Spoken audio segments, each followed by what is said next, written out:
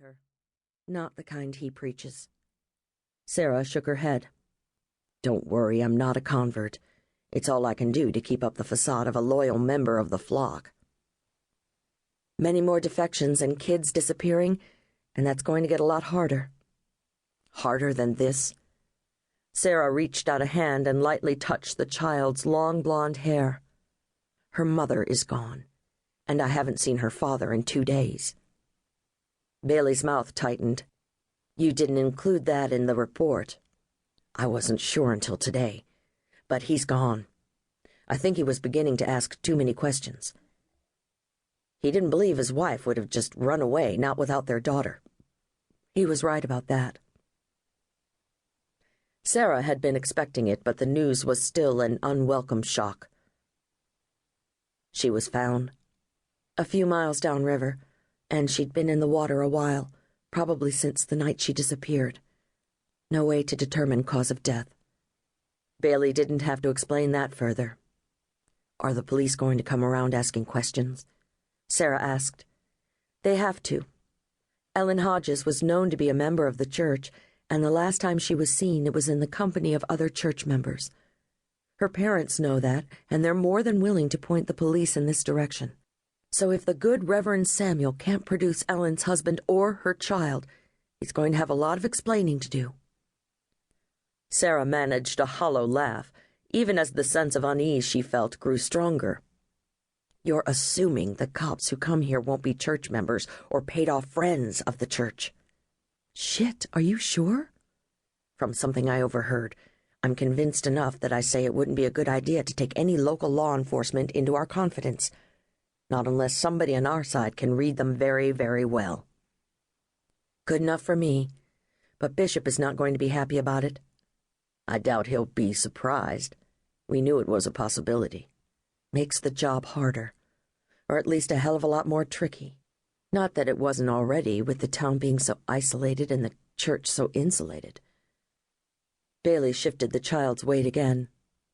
I need to get the kid out of here. Wendy. Her name's Wendy. Yes, I know. Don't worry, we'll take care of her. She has family who love her and will want her. She also has an ability she's barely aware of. Sarah reached out once more to gently touch the child's hair, then stepped back. Protect her. Protect her gift. We will.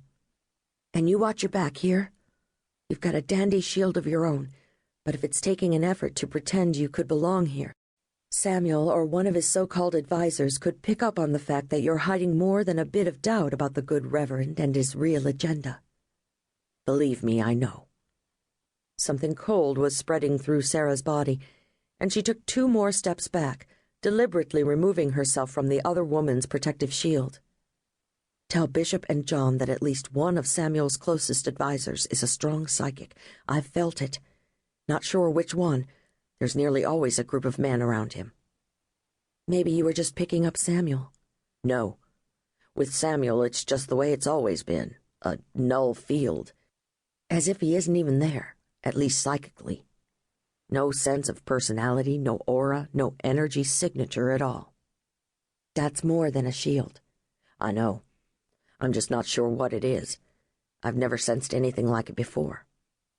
Bailey shook her head. I was really hoping that it changed, or you'd learn to read him somehow. I've tried, believe me, every chance I've had, but nothing. He's literally shut inside himself. All the time? Whenever I've been close enough to try to pick up something. But I'm not part of the inner circle or one of his chosen women.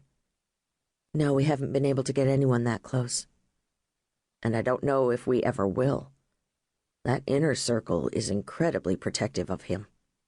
And whoever the psychic is, he's got one hell of a shield, a readable one, so it's a given there's something powerful generating it. But I'm not sure what he can do, what his ability is. It could be anything.